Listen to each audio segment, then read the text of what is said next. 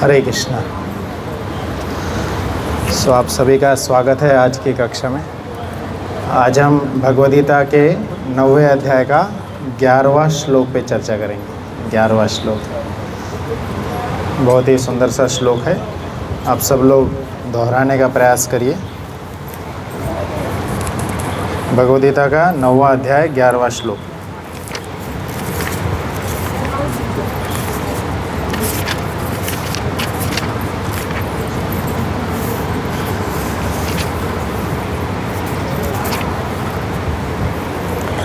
तो श्लोक आप सब निकाल लिए हैं, तो हम लोग शुरू करते हैं। आप सब लोग श्लोक देख के दोहराइए। अवजानन्ति मां मूढ़ा, अवजानन्ति मां मूढ़ा, मानुषं तनुमाश्रितं, मानुषं तनुमाश्रितं, परं भावम् अजानन्तो, परं भावम् अजानन्तो, मां भूतमहेश्वरं,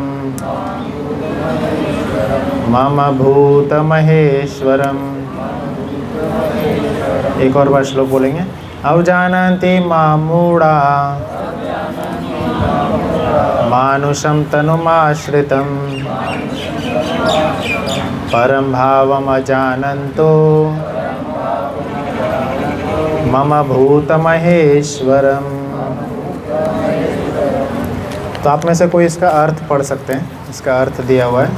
हाँ, आप पढ़िए। जब मैं मनुष्य रूप में अवतरित होता हूँ तो मूर्ख मेरा उपहास करते हैं। वे मुझे परमेश्वर के दिव्य स्वभाव को ही नहीं जानते। जी, बहुत सुंदर सा अर्थ प्रभुपाद जी ने यहाँ पे जो भगवद गीता के श्लोक का दिए हैं। और उसके बाद तात्पर्य देखेंगे तो बहुत ही ज़्यादा बड़ा तात्पर्य है, और ये श्लोक भी बहुत महत्वपूर्ण है, इसलिए इतना बड़ा तात्पर्य है। बहुत ही ये समझने लायक श्लोक है हमारे लिए। हम सब लोग आए, आप सब ने देखे, सब ला करके भगवान को यहाँ पे प्रणाम कर रहे हैं। तो आप सब लोग ये बताना चाहेंगे क्यों आपने यहाँ पे प्रणाम किए हैं? क्यों आपने प्रणाम, कौन कौन प्रणाम नहीं किया पहले ये बताइए। सब लोगों ने प्रणाम किए? हाँ, तो क्यों प्रणाम किए ये बताइए। कौन है, क्यों प्रणाम किए, क्या मान रहे हैं ये? जैसे हम कंपनी में आते हैं, कोई बॉस है या कोई कलीग है, उसको गुड इवनिंग बोलते हैं, गुड मॉर्निंग बोलते हैं, है ना। आते हैं उसको गुड मॉर्निंग बोलते हैं। तो क्यों मानते हैं कि हाँ ये बड़ा है, ये सीनियर है, ये कलीग है, तो इसको मैं गुड मॉर्निंग बोल रहा हूँ। चलो ठीक है, मान लिया। अब आपने यहाँ पे आकर के, वो क्या था, गुड मॉर्निंग बोलना एक जेस्चर था, एक कृतज्ञता था, कि एक हमारा एक दूसरे के प्रति जो एक्सचेंज ऑफ वैल्यूज़। तो आप भगवान को आकर के प्रणाम कर रहे हैं यहाँ पे, तो क्यों प्रणाम कर रहे हैं बताइए, जोर से बोल सकते हैं कोई? हाँ, और माता पिता है, और आपने प्रणाम किए, क्यों किए? हाँ, हम शरणागत हो रहे हैं। और कोई? और इनसे ज्ञान मिल रहा है। और कोई? आपने नहीं किए, क्यों? हाँ, ये परम भगवान है इसलिए प्रणाम किए। और ये सब परम शक्तिशाली है। तो आज के श्लोक में भगवान, या इसके पिछले वाले श्लोक में, एक्चुअली ये पूरा अध्याय ही इतना महत्वपूर्ण है। भगवान अपनी आइडेंटिटी बता रहे हैं, आइडेंटिटी बता रहे हैं। आपके साथ ऐसा, जैसे आप सब डॉक्टर्स हैं, मतलब एक जगह पे काम कर रहे होते हैं, तो आपके साथ ऐसा होता है कि जैसे आप कुछ मस्ती कर रहे होते हैं, जैसे शाम का समय है, सब लोग IPL मैच देख रहे हैं, एकदम मस्त हंसते खेलते मैच देख रहे हैं। अचानक ये आपका कोई सीनियर या मैनेजर लेवल का आदमी कोई आपके सामने से आ जाएगा, फिर आप क्या करेंगे? एकदम शांत हो जाते है ना, मोबाइल बंद करा छुपा देते हैं। तो एक छोटा सा ऑफिस का कोई एक चिंदी सा मैनेजर आ जाता है, उसके सामने हम एकदम सोफिस्टिकेटेड हो जाते हैं, अच्छे से बिहेव करते हैं। क्यों? वो हमें छोटा सा कुछ पैसा दे रहा होता है ना, उतने से कुछ पैसा हमें दे रहा होता है, उससे हमारा कुछ घर का पेट चल जाएगा या कुछ हो जाएगा, या हमें कुछ वो निगेटिव रिमार्क्स दे देगा, डर की वजह से हम वो कर देते। और वही अगर बाहर मिलेगा, मैनेजर ऑफिस के बाहर मिलेगा तो उसको घास तक नहीं डालेंगे, उसके सामने ही हंस करके याद चले जाएंगे, है ना। तो वो डर है। बचपन में भी आपको पता होगा, तो हमें माता पिता मंदिर में भेजा करते थे। क्यों? आप एग्ज़ाम जा रहे हो, जाओ उधर मंदिर है, मंदिर से प्रणाम करते हुए जाना। क्यों? एक डर का स्टेज होता है बचपन में, यही बताया जाता है। जैसे कि जो नहीं जानते हैं लोग क्या बताते हैं कि भगवान के पास क्यों जाना? डर की वजह से जाना, क्योंकि भगवान के पास नहीं जाओगे तो तुम्हारा काम नहीं होगा। काम को सक्सेसफुल करने के लिए भगवान के पास जाना है। मतलब हम भगवान को क्या मान रहे हैं? अपना, जैसे किसी ने बोले माता पिता मान रहे हैं, परम शरणागत हो रहे हैं, ये नहीं मान रहे होते हैं। क्या मान रहे होते हैं? भगवान को एक हम सीढ़ी मान रहे होते हैं। हमारे गोल तक पहुंचने की एक सीढ़ी है भगवान। उन भगवान के पास नहीं जाएंगे तो हम सक्सेसफुल नहीं होंगे, हमें कुछ कमी हो जाएगी। तो इस वजह से नहीं जाना है। जाने का, भगवान के पास जाने का जो वजह होता है, हमारा जो कारण होता है, वो हमें ठीक करना है, अपना माइंडसेट ठीक करना है। उसके लिए यह श्लोक है। और वो जो माइंडसेट होता है, कंसिडरिंग लॉर्ड एज लैडर, भगवान को एज ए सीढ़ी समझना कि हाँ, उन तक, हमारे गोल तक पहुंचने के लिए एक सीढ़ी है, वो नहीं समझना है। उस माइंडसेट को सुधारने के लिए यह श्लोक बोला गया है। और वो माइंडसेट किन लोगों का होता है, वो भगवान यहाँ पे हमें समझा रहे हैं। उन सारे लोगों को एक टाइटल दे दिया जा रहा है। क्या टाइटल दे रहे हैं भगवान? अवजानन्ति माम मूढ़ः, मूर्ख, है ना। संस्कृत इतना सुंदर प्यारा सा शब्द है। संस्कृत के शब्दों में अगर किसी को हम कुछ अपशब्द भी बोल देंगे ना, उसको प्यारा लगेगा। अरे वाह, बहुत कुछ तो बढ़िया ही बोला इसने बहुत बढ़िया बोला। जैसे संस्कृत में एक श्लोक है गधा, अरे हिंदी में हम जैसे बोलते हैं गधा। अब हिंदी में आप किसी को बोलेंगे तुम गधे हो, बुरा मान जाएगा वो, हमारे ऊपर केस भी कर सकता है वो, बहुत बुरा मान जाएगा। पर संस्कृत में उसी शब्द को बोलिए, गधे को, है ना। गधे को क्या बोलते हैं संस्कृत में, जानते हैं? हाँ हाँ, तो ऐसे शब्द बोलेंगे उसको समझ में भी नहीं आएगा। वो बोले हाँ अच्छा, हाँ ठीक है, बहुत अच्छा बोल रहे हैं तो भगवान भी एकदम रेस्पेक्टफुली उनको गधा बोल रहे हैं ऐसे लोग। तो क्या बोल रहे हैं? एकदम रेस्पेक्टफुली बोल रहे हैं कि अवजानन्ति माम मूढ़ः। तो मूर्ख हैं वो लोग जो मुझे जानते नहीं हैं। ये जो अवजानन्ति शब्द है, इसका थोड़ा और व्याख्या करते हैं। जैसे इंग्लिश के ग्रामर में 3 लेवल ऑफ ग्रामर होता है ना।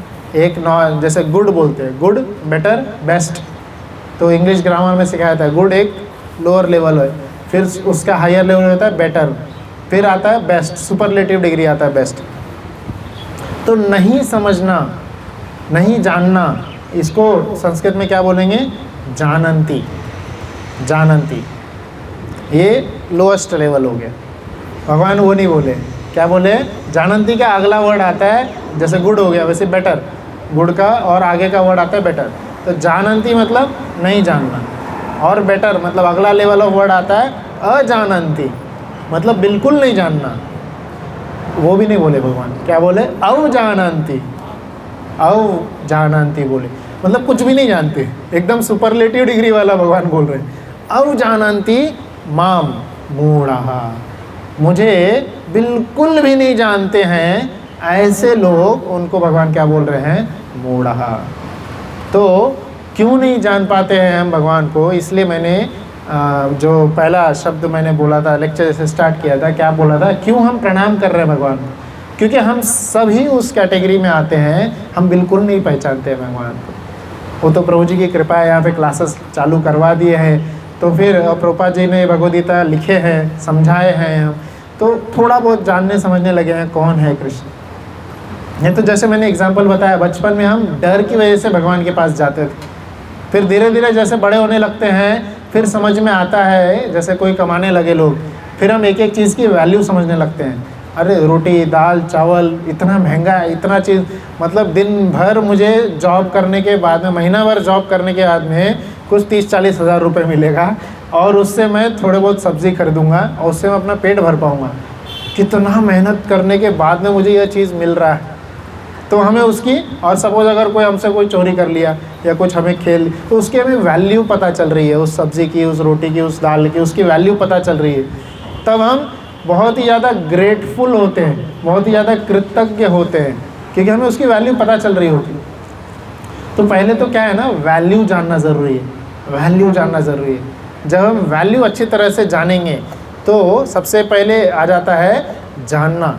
इसलिए यहाँ पे पहला ही शब्द बोलते हैं अवजानन्ति, बिल्कुल जानते ही नहीं है वो लोग। तो पहले हम जानते हैं कौन है ना, क्योंकि हम मूढ़ा के कैटेगरी में नहीं आना चाहते, मूढ़ा के कैटेगरी में नहीं आना है हमें। तो भगवान स्वयं यहाँ पे बोले हैं अवजानन्ति माम मूढ़ा। तो जो लोग मुझे नहीं जानते हैं वो क्या समझते हैं, मानुषम तनुम आश्रितम।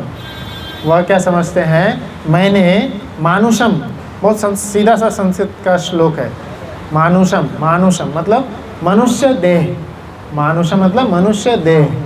तो जो लोग मुझे नहीं जानते हैं वो लोग क्या समझ रहे हैं कि मनुष्य देह, मानुषम तनुम, तनु मतलब शरीर, मनुष्य का शरीर, आश्रितम मतलब मैंने भगवान मनुष्य का शरीर लिया है, मैं मनुष्य के शरीर का आश्रय ले रहा हूँ।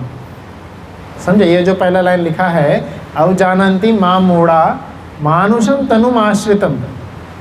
तो मूर्ख लोग यह समझते हैं कि मैं मनुष्य के शरीर का आश्रय लिया, मतलब मैं मनुष्य हूँ, ऐसा कृष्ण बोल रहे। मतलब कृष्ण मनुष्य नहीं है, बट हम जैसे मूर्ख लोग समझ रहे हैं कि कृष्ण मनुष्य, वह यहाँ पे समझा रहे हैं। तो यहाँ पे यह श्लोक समझा क्यों रहे हैं, इसका थोड़ा सा हम पहले थोड़ा हिस्ट्री समझ लेते हैं, क्या चल रहा है अभी तक में। तो ये जो भगवद्गीता है 18 अध्याय का जो भगवद्गीता 700 श्लोक का कृष्ण जो अर्जुन को सुनाए हैं, तो यह 9वां अध्याय जो हम पहुँचे हैं सेंटर में, 18 का जो सेंटर है 9वां अध्याय था, एकदम मध्य श्लोक, मध्य अध्याय। अब इस मध्य अध्याय में 9वें अध्याय में टोटल 34 श्लोक हैं, 34 श्लोक। अब 34 श्लोक, 34 का भी आधा क्या होता है, 17 है ना। तो 17वें श्लोक तक अभी भगवान पहुंचने वाले हैं। भगवान का ये जो अभी 4 जो श्लोक चल रहे हैं, ये 34 श्लोक का 4 डिवीज़न है।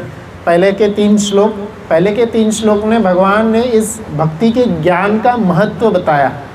उसके बाद में चौथे से लेके 10वें श्लोक तक भगवान अपना ऐश्वर्य ज्ञान बता रहे हैं, कौन है कृष्ण। आप जस्ट इसके पिछले वाला श्लोक पढ़िए, 9वें अध्याय का 10वां श्लोक, बहुत सुंदर श्लोक है। यह श्लोक पढ़ने के बाद में एक भी क्लास आप आगे का मिस नहीं करेंगे। यहाँ का रोज़ के रोज़ हर ट्यूसडे को यहाँ पे क्लास होने से पहले, शुरू होने से पहले ही आ जाएंगे। तो क्या है 9वें अध्याय का 10वां श्लोक, हम पढ़ते हैं। मयाध्यक्षेण प्रकृति सूयते सचराचरम हेतुनानेन कौन्तेय जगत अपरिवर्तते।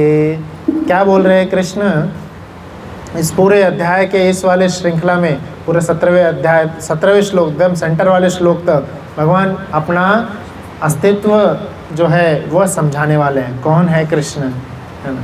मया अध्यक्षेन प्रकृति, पूरी हम प्रकृति, जैसे अभी प्रकृति देख रहे हैं हम, इतनी गर्मी हो रही, हम सब क्या बोलते हैं, बहुत ही ज़्यादा हमें परेशानी हो रही है, बहुत ज़्यादा परेशानी हो रही है गर्मी। ज़्यादा से ज़्यादा हम क्या कर सकते हैं, पंखा लगा सकते हैं, एसी लगा रहे हैं, फिर भी नहीं, 50 डिग्री जा रहा है टेम्परेचर, है ना।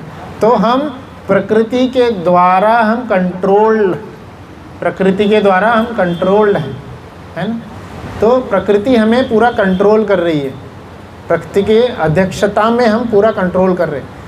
अब यहाँ पे कृष्ण क्या बता रहा है, मया अध्यक्षेण प्रकृति, मेरी अध्यक्षता मतलब सुपरविजन में पूरी प्रकृति चलती है। कृष्णा पहले अपना आइडेंटिटी बताए, हम कौन हैं। हम गर्मी के द्वारा सताए हुए, आगे फिर बारिश आएगा, आगे सर्दी आएगा, हर मौसम के द्वारा, हर परिस्थिति के द्वारा हम सताए हुए एकदम निकृष्ट प्राणी, और उसमें भी अजानंती, हम अज्ञानतावश भी एकदम नीचे गए हुए हैं। और हमारे बीच में, हम सभी के बीच में भगवान क्या कर रहे हैं, मनुष्य का शरीर लेकर के, मनुष्य का शरीर का आश्रय लेकर के आए हुए हैं। तो इसलिए पहले ही पिछले श्लोक में भगवान ने अपनी आइडेंटिटी क्लियर की, तुम जिस प्रकृति के अंडर हो मैं उसका बॉस हूँ, तो मैं उसका अध्यक्ष हूँ, मैं उसका सुपरवाइज़र हूँ। मैं अध्यक्षेन प्रकृति सूयते स चराचरम।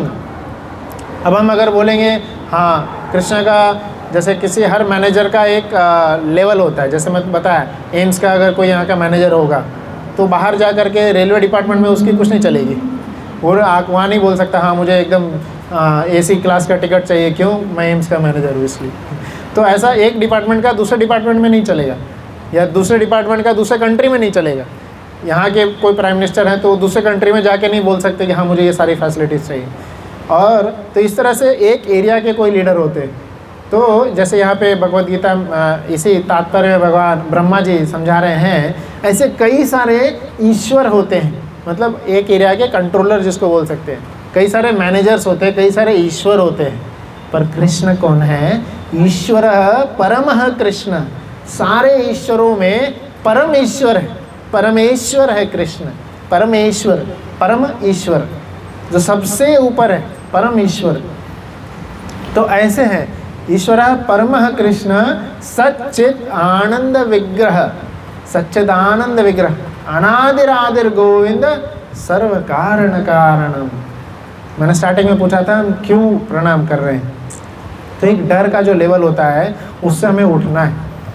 ये जो श्लोक है भगवान की आइडेंटिटी बताता है, सर्व कारण कारणम। पिछले श्लोक में भी भगवान स्वयं बोल रहे हैं पूरी प्रकृति के भगवान अध्यक्ष हैं, हम प्रकृति के अंदर कंट्रोल्ड हैं, भगवान प्रकृति के अध्यक्ष हैं। हम अपने शरीर का नहीं जानते हैं, हम जैसे हम कुछ चटपटा खा लेंगे पेट में गुड़गुड़ होने लगे, ये पता नहीं क्या हो रहा है पेट में, डॉक्टर भी समझ में नहीं आता है। कई सारे ऐसे बीमारियां होती है डॉक्टर 100 टेस्ट कर लेते हैं, नहीं समझ में आता है डॉक्टर को। डॉक्टर बोलते हैं उस हॉस्पिटल में जाओ, उस हॉस्पिटल में जाओ, किसी भी हॉस्पिटल में चले जाओ, पता ही नहीं चलता क्या शरीर में क्या प्रॉब्लम है। तो हम अपने शरीर के बारे में भी नहीं जानते, भगवान जो है सभी के शरीर के बारे में सब कुछ जानते। एक छोटा सा एग्जांपल बताता हूँ। जयद्रथ जो थे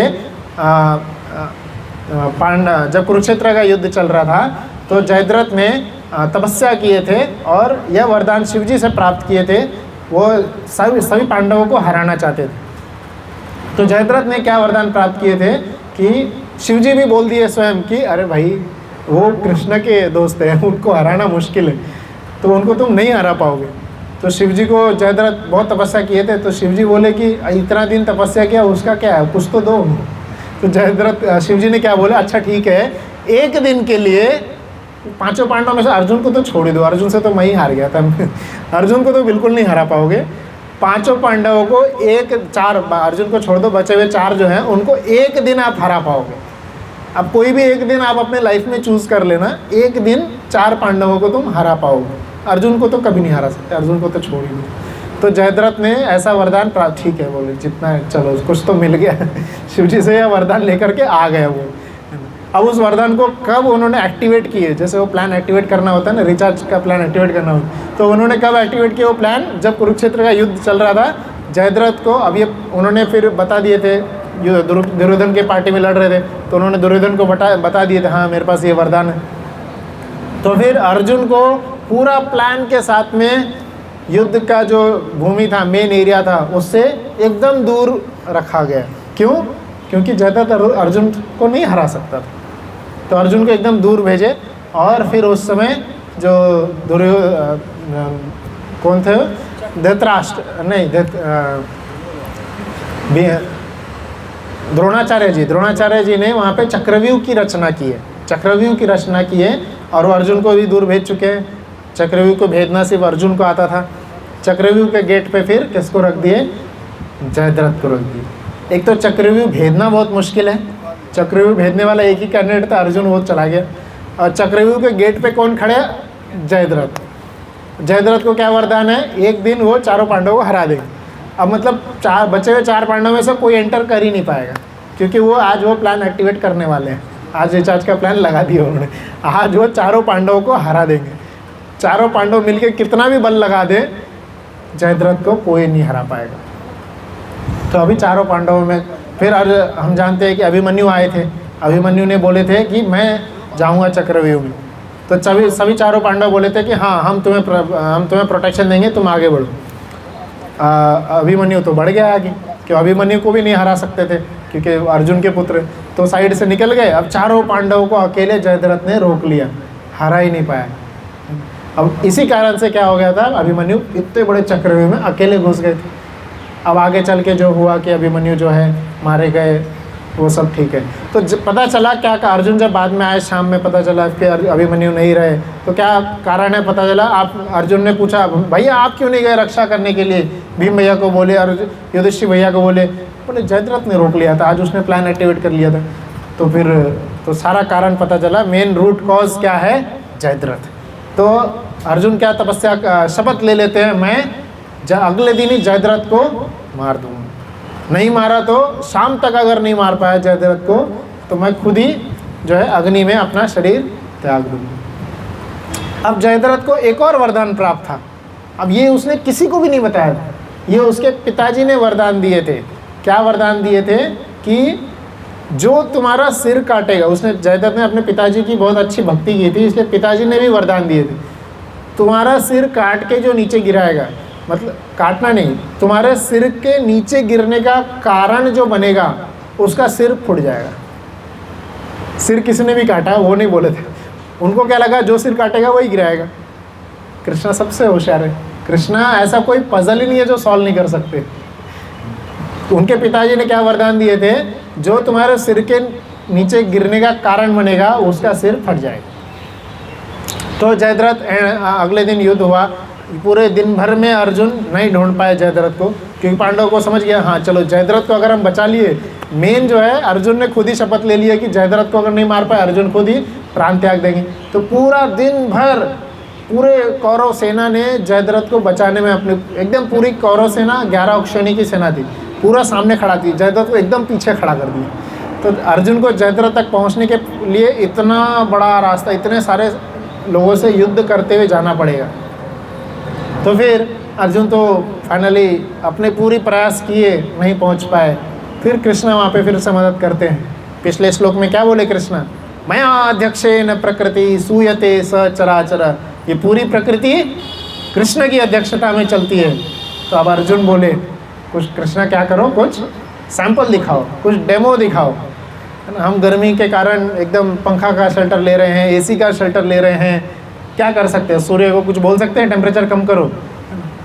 हिरण्यकशिपु को कभी गर्मी लगती थी, हिरण्यकशिपु दूर से ऐसे सूर्य की ओर देखता था, सूर्य डर के मारे अपना टेम्परेचर ही कम कर देता था। तो हिरण्यकशिपु का एक ऐसा लेवल था, उसको भी भगवान खत्म किया। ऐसे हम कृष्ण की बात कर रहे हैं, केशव धृता नर हरि रूपा जय जगदीश हरे। तो ऐसे केशव की बात कर रहे हैं। उनसे अर्जुन ने क्या बोले कि अब तो मैं शाम हो गई है, अब नहीं पहुंच पा रहा हूँ जयद्रथ की ओर। तो कृष्ण बोले आपने अपना एफर्ट कर दिए ना, अब मेरी बारी है। तो ज़िंदगी में हम जब भी कभी भी फंस जाते हैं, अपना एफर्ट पूरा करिए। जो भी आपका गोल है, जो आपका निर्धारित करना चाहते हैं, जो आपका लक्ष्य है, आपका एफर्ट पहले दिखना चाहिए। भगवान के पास पहले आके प्रणाम करेंगे नहीं होगा। भगवान क्या बोलेंगे, हम अपना एफर्ट पूरा करो, बाद में सूर्य को मैं छुपा दूंगा, टेंशन मत लो। तो जयद्रथ को जब एंड मोमेंट तक नहीं कर पा रहे थे अर्जुन ने अपना पूरा एफर्ट दिए थे। कर्ण भी उस समय आ गया था, द्रोणाचार्य जी भी आ गए थे, सारे मेन योद्धा आ गए थे। अर्जुन ने पूरा एफर्ट लगा के सबसे लड़े, सबके, और कृष्ण ही अर्जुन का रथ चला रहे थे। कृष्ण देख रहे थे कि अर्जुन सबसे लड़ रहे हैं, पूरा एफर्ट कर रहा है, फिर भी नहीं हारा। चलो अब मैं आता हूँ फील्ड में। तो कृष्णा जब आए तो सूर्य को ही छिपा दिए, सबको लगा कि शाम हो गई। तो जयद्रथ खुशी के मारे सामने आ गया। अब सामने आ गया जयद्रथ, तो अब सीधा अर्जुन भी एकदम युतावले हो गए, वाह सामने अर्जुन जयद्रथ अब मारने वाले थे। तो उसी समय कृष्णा कान में आके क्या बोले, इसके सिर को ऐसा काटना, ऐसा नीचे गिराना कि उसके पिताजी वहाँ से कोसों दूर हिमालय में बैठ के तपस्या कर रहे थे, उसके पिताजी का सारा जीपीएस लोकेशन दे दिए, यहाँ पे वो बैठा है तपस्या कर रहा है। इसके सिर को ऐसा काटो कि वो सिर जाके सीधा उस पर्वत के वहाँ नीचे चोटी में उस पेड़ के नीचे बैठे हैं, वो तपस्या कर रहे हैं, उनके गोदी में जाके गिरे। तो कृष्णा अर्जुन बोले ठीक है। अर्जुन ये नहीं पूछे क्यों, क्या क्यों, ऐसे क्यों करूँ, यहीं पे गिरा देता हूँ, इतना कौन दूर भेजेगा। अर्जुन शरणागत थे। कृष्ण ने बोले, अर्जुन बोले ठीक। ऐसा बाण चलाया, ऐसा मंत्र डाले उसमें कि जयद्रथ का सिर कटा और जाके उसके पिताजी कौन से पेड़ में कहाँ बैठ के तपस्या कर रहे थे, उनके गोदी में गिरा। अचानक बैठ के तपस्या कर रहे हैं, अचानक आपके सिर गोदी पे ऐसा कुछ गिरेगा, और वो भी किसी का सर कटा हुआ, ऐसे ही डर जाएंगे। और उसके पिताजी वही डर के मारे उड़ गए, और उठने से वो सिर नीचे गिर गया। सिर के नीचे गिरने का कारण जो बनेगा वो उसका सिर फूट गया। तो फाइनली क्या हुआ, तो जयद्रथ को 2 वरदान जो मिले थे किसी को नहीं पता था, सिर्फ जयद्रथ को पता था और उसके पिताजी को पता था। तो मैंने ये सब कहानी क्यों चालू की, कृष्णा सब कुछ जानते हैं, सब कुछ जानते हैं कृष्ण, कहाँ कौन सा रहस्य कहाँ छुपा है। तो जयद्रथ के मरने का रहस्य है था, अगर जयद्रथ को गलती से वहीं गिरा देते तो अर्जुन खुद मर जाते। तो अर्जुन को वहाँ पे आ जाके कृष्ण ये भी बता दिए, इसको मारना है ठीक है, बट ऐसे मारना है। तो भगवान हमें हर समय सहायता करते हैं, हर समय। कई बार युद्ध में ऐसा मौका आया, एक और बार ऐसा मौका आता है कि भीष्म पितामह के पास में 5 ऐसे उन्होंने बाण संभाल के रखे थे, 5 बाणों में। अब वो उनके घर में यह सब सीन चल रहा था कि भीष्म पितामह दुर्योधन से बातें कर रहे हैं, और दुर्योधन उनको बोल रहा है क्या आप भी कुछ नहीं मार पा रहे, इतने दिन हो गए युद्ध खत्म नहीं हो रहा है। ठीक है, भीष्म पितामह भी चढ़ गए, बोले कि मैं 5 बाण लेता हूँ और ये कल इन 5 बाणों से पूरे 5 पांडवों को एक साथ खत्म कर दूंगा। ये उनके घर में बातचीत हो रही है, और इधर बैठे हैं पांडव लोग अपने घर में। अब कृष्ण को तो सब पता है। तो कृष्ण उसी रात को द्रौपदी को बोले जल्दी से तैयार हो जाओ, जल्दी से तैयार हो जाओ। फिर द्रौपदी बोली क्या हो गया क्या हो गया, नहीं नहीं कुछ मत पूछो, जल्दी से तैयार हो जाओ। पांडवों को भी नहीं पता क्या करना है। द्रौपदी ठीक है जाओ जाओ। तो द्रौपदी गई भीष्म पितामह के पास में। अब कृष्ण उनको बोले जाओ भीष्म पितामह के, एकदम सुबह सुबह जब उठे थे, सुबह सुबह लेके एकदम ब्रह्म मुहूर्त में, और जा करके द्रौपदी को बोले कि जाओ भीष्म पितामह का जा करके पैर छू, और कुछ नहीं करना है, बस जा करके पैर छू लो। तो सुबह सुबह एकदम ब्रह्म मुहूर्त में भीष्म पितामह वहाँ उठे हैं, प्रणाम कर रहे हैं। उसी समय द्रौपदी आ गई और पैर छू ली। उसी समय एकदम सुबह सुबह कोई आएंगे तो ऑब्वियसली आशीर्वाद उनके मुख से निकलेगा। क्या निकला आशीर्वाद? सौभाग्यवती भव। तो द्रौपदी इतने सुबह सुबह, अब वो देखे भी नहीं थे कौन है, बोल दिया उठने का। अच्छा क्योंकि उनको क्या लगा था द्रौपदी तो उस साइड में उस कैंप में, इधर उधर से इधर कैसे आएगी। फिर उन्होंने बोले देखे द्रौपदी आप कैसे आ गए आप, तो सौभाग्यवती आशीर्वाद भी दे दिए। और द्रौपदी बोली मुझे नहीं पता, कृष्ण ने बोले जाओ आप पैर छू लो, मैं आ गई। भीष्म पितामह को सब पता चल गया कि वो 5 तीर जो मैंने कल निकाला था पांडवों को मारने के लिए, कृष्ण ने भेज दिया। अब मैं कैसे मारूं, अब तो सौभाग्यवती का आशीर्वाद दे दिया। तो कृष्ण बाहर खड़े ही थे कैंप के बाहर, दोनों भीष्म भी उनके भी भक्त निकले और मुस्कुराए। फिर आगे उस तीर का क्या हुआ वो अलग किस्सा है। बात ये मैं बता रहा कि कृष्ण को सब पता है, कृष्ण सब पता है। प्रभुपाद जी यहाँ तात्पर्य में आगे लिखते हैं कि हम कोई चीज़ खाते हैं, हमें नहीं पता वो चीज़ कैसे पचती है, क्या होता है, क्या शरीर में जाता है, और कृष्ण को सब पता है। इसलिए हम कृष्ण के सामने, जैसे मैंने स्टार्टिंग में बताया था लेक्चर के स्टार्टिंग में, हम एक लेवल होता है जब हम डर के कारण जाते हैं कृष्ण के पास, डर के कारण नहीं जाना चाहिए। डर से आगे उठ करके, जैसे मैंने बताया था, हम सब चीज़ की वैल्यू समझना चालू कर देते हैं। तो हम एक लेवल आता है जब हम ड्यूटी की वजह से कृष्ण के पास जाते हैं। हाँ, भगवान हमें इतना सब चीज़ फ्री में दे रहे हैं। हमें जब एक छोटी सी लौकी या छोटा सा गाजर या छोटा सा आलू तक फ्री में नहीं मिलता है, उसके लिए हमें पैसे देने पड़ते हैं। भगवान इतना सारा ऑक्सीजन जो हमारे लिए इतना वाइटल चीज़ है लाइफ का, सूर्य जो हमारे लिए लाइट बिल का इतना बचा रहा है, इतना एनर्जी सोर्स है, इतना अनलिमिटेड चीज़ हमें भगवान फ्री में दे रहे हैं। फिर क्या पता चलता है, नहीं हमें जाना चाहिए, भगवान को प्रणाम करना चाहिए। तो एक ड्यूटी का लेवल आता है, ड्यूटी के आगे कृतज्ञता का लेवल आता है।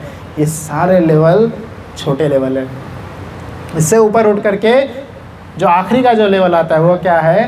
प्रेम वश हमें भगवान के पास जाना चाहिए, प्रेम वश जाना चाहिए, है ना। जैसे प्रभु जी स्टार्टिंग में कीर्तन गाए थे, क्या कीर्तन गा रहे थे? आप जो स्टार्टिंग में आए थे सुने थे, क्या कीर्तन गा रहे थे प्रभु जी? जय राधा माधव कुंज बिहारी। ये जो गीत है, ये जो कीर्तन है, रूप गोस्वामी ने लिखे हैं। रूप गोस्वामी ने सुंदर सा गीत लिखे हैं, जय राधा माधव कुंज बिहारी। यह भगवान के प्रति, कृष्ण के प्रति प्रेम का हमारा आस्वादन है। कौन है कृष्ण? कुंज में विहार करने वाले, कुंज मतलब छोटी सी गलियाँ, तो वह गली कौन है? वहाँ पे विहार करने वाले जो है कृष्ण है। जय राधा माधव कुंज बिहारी। फिर आगे क्या बोलते हैं? बोलिए। गोपी जन वल्लभ गिरिवरधारी। हाँ, ऐसे सबको याद होना चाहिए। और कोई प्रार्थना याद रहे ना रहे, यह प्रार्थना तो एटलीस्ट याद करें। इसीलिए प्रभुपाद जी ने सभी लेक्चर के स्टार्टिंग में ये प्रार्थना डाले। बहुत इंपॉर्टेंट प्रार्थना है ये। रूप गोस्वामी जी लिखते हैं ये प्रार्थना, जय राधा माधव कुंज बिहारी गोपी जन वल्लभ गिरिवरधारी। तो भगवान एक जगह गोपी जन वल्लभ हैं, गोपियों के वल्लभ मतलब प्यारे हैं। तो गोपियों के प्यारे हैं तो ऐसे नहीं कि मतलब हाँ कोई तो होंगे, नहीं, अगली लाइन में बोल दिया, अगले शब्द बोल दिए, क्या? गिरिवरधारी मानुषम तनुम आश्रित। हमें लग रहा है कि भगवान मनुष्य का शरीर लिए हैं, पर वही जब अपने लोगों पे आपदा आई तो भगवान ने पूरा गोवर्धन पर्वत उठा लिए। हम एक छोटा सा करताल, ये जो है 100 ग्राम का भी नहीं होगा, कितने देर उठा के रख सकते हैं? 7 मिनट तक भी उठा के हम नहीं रख सकते हैं। भगवान ने एक ऐसा पर्वत को उठा लिए 7 दिन 7 रात तक, जिसकी परिक्रमा करने में भी आज 7 घंटे से ज़्यादा लगता है। आज वृंदावन जाएंगे, गोवर्धन की परिक्रमा करने में किन लोगों ने नहीं की है परिक्रमा? नहीं किए हैं। आप लोगों ने नहीं किए हैं तो ज़रूर जाइए। मनुष्य शरीर मिला है, ज़रूर जाके गोवर्धन का परिक्रमा करिए। यहाँ से सिर्फ 3 घंटे के रास्ते पर है। जाइए गोवर्धन का परिक्रमा, अभी मत जाइएगा, अभी बहुत गर्मी है, ठंडी के समय में जाइए, आराम से परिक्रमा करिए। और आप जाके देखेंगे रात भर लोग परिक्रमा करते हैं, रात में भी चलते रहता है, तो रात में भी परिक्रमा, और 7 घंटे से ज़्यादा लगता है परिक्रमा करने में। और वह भगवान 7 दिन 7 रात तक छोटी सी लेफ्ट हैंड के छोटी सी उंगली के नाखून के अग्रभाग पे उठा के रखे थे। गिरिवरधारी गोपीजन वल्लभ गिरिवरधारी, ऐसे हैं कृष्ण। ईश्वर परमः कृष्ण सच्चिदानंद विग्रह है। इसलिए हमें जानना चाहिए कृष्ण कौन है, नहीं तो हम भी वह मूर्ख की कैटेगरी में आएंगे। अवजानन्ति माम मूढ़ा। मूर्ख लोग यह समझते हैं कि कृष्ण नॉर्मल व्यक्ति हैं, वह कोई कुछ तो जादूगिरी किए हैं, कुछ तो चमत्कारी हैं, कुछ ज़्यादा शक्तिशाली हैं, इसलिए हम उनकी पूजा करते हैं कोई। तो वह जो है मूर्ख कैटेगरी में आते हैं कृष्ण। यहीं पे उसी के अगले लाइन में कृष्ण क्या बोले? मनुष्यम तनुम आश्रितम परम भावम अजानंतो। मैंने बताया था जानंतो, अजानंतो, अवजानंतो। तीसरा लेवल का भगवान क्या बोले? मूर्ख लोगों को। क्यों? क्योंकि वो समझते नहीं है कृष्ण कौन है, कृष्ण कौन है, वो समझते नहीं है। इसलिए भगवान को वह नॉर्मल व्यक्ति समझते हैं। नॉर्मल व्यक्ति नहीं है, नॉर्मल व्यक्ति नहीं है। वही केशव धृता राम शरीरा। जब राम के रूप में भगवान आए थे तब जो परम शक्तिशाली है, हमारी क्या बात कर रहे हैं, परम शक्तिशाली उस समय कौन था? रावण। वह क्या समझ रहा था? यह तो बस जंगलों में विचरण करने वाले छोटे से 2 साधु हैं, 2 साधु हैं जो कि जंगलों में विचरण कर रहे हैं। उन्हीं 2 साधुओं ने क्या कर दिए, 3 दिन में पूरा जो राम का जो पुल है लंका में, आप देखे होंगे, वह पुल बना दिए थे। यह बनाने के बाद में भी रावण को नहीं समझ में आया कि यह परम भगवान स्वयं। इतने सारे आचार्य लोग प्रकट होकर के रावण को बता रहे थे कि यह स्वयं भगवान है, स्वयं भगवान है। बट जब हमारी बुद्धि जो है मूर्ख हो जाती है, हम एकदम ही पागल हो जाते हैं, नहीं समझ में आता है, नहीं समझ में आया रावण को कि यह कौन है? परम भगवान है, परम भगवान है, परम स्वयं परमेश्वर है, सभी ईश्वरों के ईश्वर है, परम भगवान है ये। तो फिर भी अंत समय तक नहीं समझ पाया कि यह स्वयं राम जो है स्वयं ईश्वर है। एक ऐसी कहानी आती है जयंत की। जयंत कौन थे? इंद्र भगवान के पुत्र थे।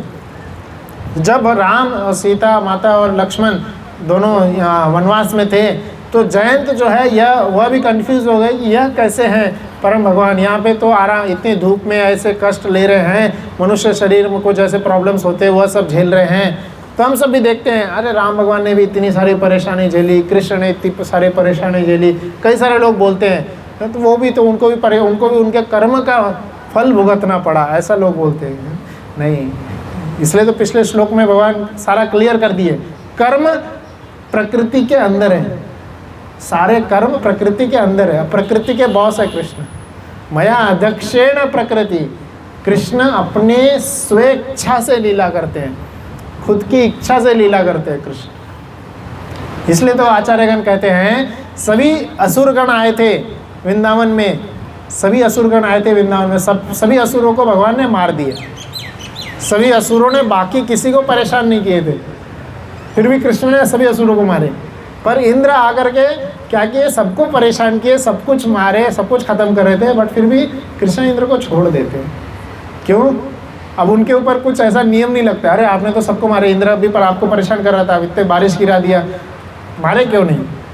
नहीं मारूंगा, मेरा भक्त है वो। तो कृष्ण स्वेच्छा है, मतलब उनके ऊपर कोई रूल नहीं लगता है, कोई उनके ऊपर रूल नहीं है। कई सारे हमारे जैसे कर्म हमें लगते हैं, हमारे कर्म का फल हमें भुगतना पड़ता है। तो कृष्ण जो है मनुष्य शरीर का आश्रय नहीं लिए हैं, सभी मनुष्यों के जो परम देवता हैं वह है कृष्ण। इसलिए हमें समझना है, भगवान की लीलाओं को जानना चाहिए। जब हम भगवान की लीलाओं को जानेंगे तभी हम भगवान के शरण में अच्छे से प्रेम के स्तर पे जा पाएंगे, नहीं तो डर के स्तर पे ही हम जाते रहेंगे। भगवान के पास क्यों जाना है? नहीं तो भगवान फेल कर देंगे एग्ज़ाम में, कुछ कर देंगे। भगवान कुछ नहीं करते हैं, भगवान हमसे कोई ईर्ष्या हुए, हमारे से कोई कंपटीशन नहीं है भगवान का। जैसे बाकी मनुष्यों में क्या होता है, हम सब में कंपटीशन होता है। अगर मैं उसको रेस्पेक्ट नहीं करूँगा तो वो मुझे निगेटिव रिमार्क्स देगा, मेरा पेमेंट काट देगा।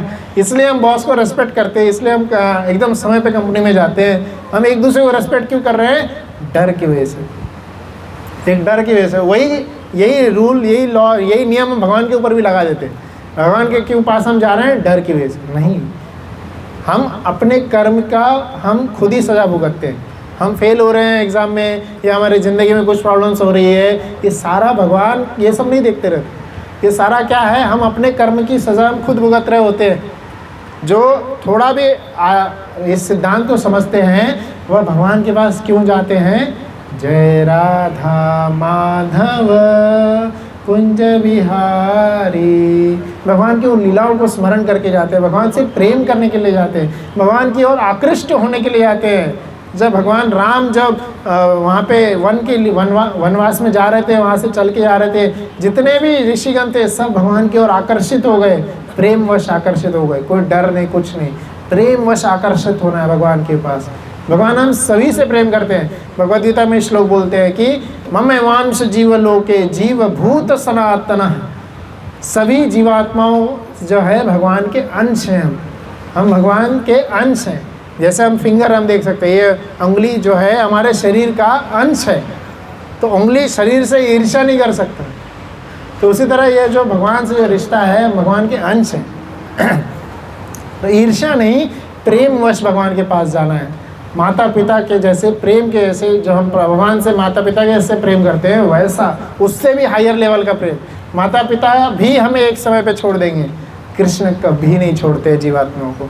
कृष्ण कभी भी नहीं छोड़ते, किसी भी जीवात्मा को कभी भी कृष्ण नहीं छोड़ते हैं। कोई भी जीवात्मा कितना भी मिस्टेक कर ले, कितना भी गलती कर ले, माता पिता कोई ज़्यादा गलती करेगा, ज़्यादा बदनामी कर देगा, माता पिता छोड़ देंगे बच्चों को। अरे ये इतना गलती कर रहा है, इतना छोड़ देंगे, चाहो हटाओ इसको। कभी कृष्ण नहीं छोड़ते। भगवान किसी भी जीवात्मा को कितना भी मिस्टेक कर ले वो कभी भी नहीं छोड़ते, कभी भी नहीं। जी, भगवान राम के को संरक्षण शरणागत होने के लिए विभीषण आए थे। हम सब जानते हैं किस्सा। विभीषण आए थे भगवान राम को शरणागत होने के लिए, विभीषण आए थे। क्या बोले भगवान राम? सभी लोग बोल रहे थे नहीं यह अब रावण के दल का है, यह हमें कुछ हानि पहुंचा देगा। सभी लोग बोल रहे थे इनको शरणागत नहीं देना है। राम क्या बोले? मेरा यह नियम है, जो मेरे शरणागत आता है उसको मैं हमेशा शरण देता हूँ, हमेशा। तो वह सुग्रीव बोले अच्छा रावण भी आ गया तो उसी समय विभीषण को क्या किए थे राम जी ने? हे लंकेश बना दिए थे, लंकापति नरेश बना दिए थे। तो सब लोग आश्चर्य हो गए, तो लंकेश तो रावण है, रावण अगर आपके शरण में आ गया तो क्या करोगे आप? लंका तो इसको दे दिए। तो राम जी क्या बोले थे? अयोध्या बाकी है, मैं लंका रावण को पूरा अपना अयोध्या दे दूंगा।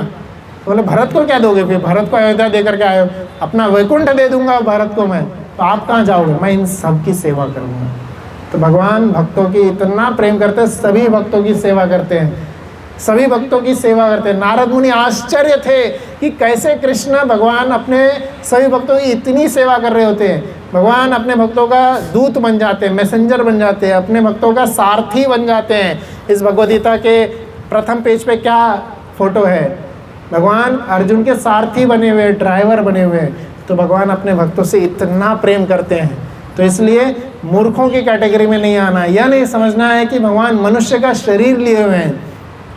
ईश्वर परमः कृष्ण सच्चिदानंद विग्रह अनादिरादिर गोविंद सर्व कारण कारणम। भगवान सभी कारणों के कारण है। ऐसे कृष्ण के पास जाना है, प्रेम वश जाना है।